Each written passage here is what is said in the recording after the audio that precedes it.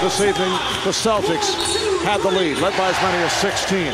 The last 5 minutes of the game, or nearly 5 minutes, we've had 4 ties, 4 lead changes, a brief lead by the Magic. And big shots from unlikely heroes on both sides. You've got Rondo banking in a shot for the Celtics when you have the big 3 for the Celtics.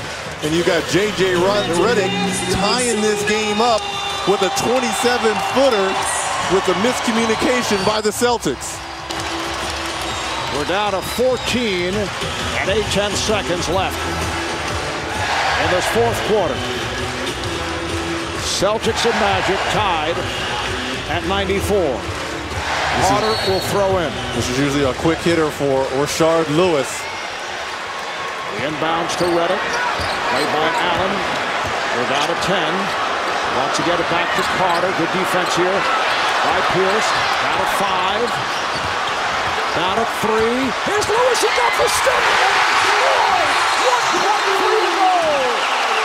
As Orlando takes the lead, and Boston using a timeout.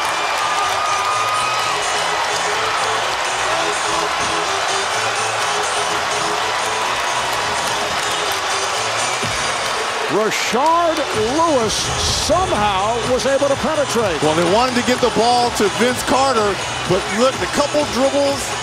Kevin Garnett could not stay with him. But where's the weak side help for the Celtics? Wallace a little bit late rotating over. And Rashard Lewis, a huge second half for the Magic.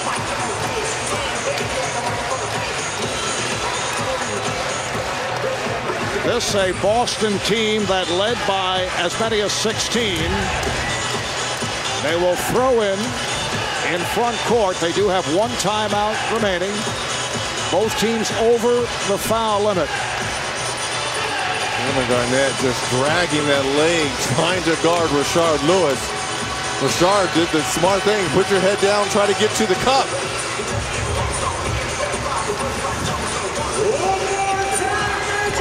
Rashard Lewis, 23 points in all, including that lead bucket. Rondo will inbound.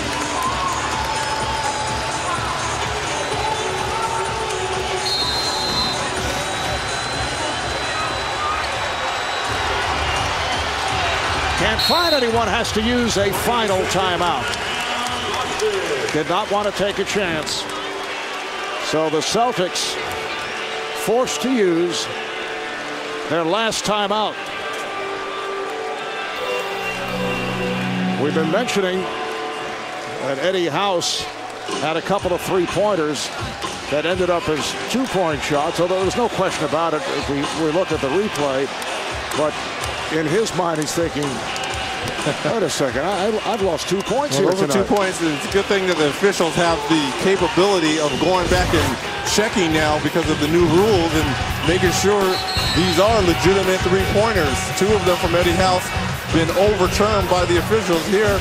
Just a little bit of his left foot on the line, and you know, for the officials to go back and take those points off. Now you see why the Celtics down by 2 here, but interesting choice by Doc Rivers here. I saw a play earlier when they tied a game up, throwing an alley-oop to Rondo to win it, but now they have their best passer in Rondo taking the ball out of bounds here.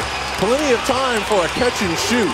So that's why you have Rondo, your best passer, taking the ball out with Ray Allen and Paul Pierce on the floor. And you have several 3-point shooters out there if you go for the win. As Eddie House now checks back in, as does Jameer Nelson to cover House. Once again, Rondo will look to inbound. 1.3 to go. Here's Wallace for the win. The Orlando Magic coming from 16 down and have defeated the Boston Celtics 96-94 as they avenge the Christmas Day loss here at home. Well, it was a good play. It just looked like Rasheed Wallace was 2 or 3 feet further back than he would have liked.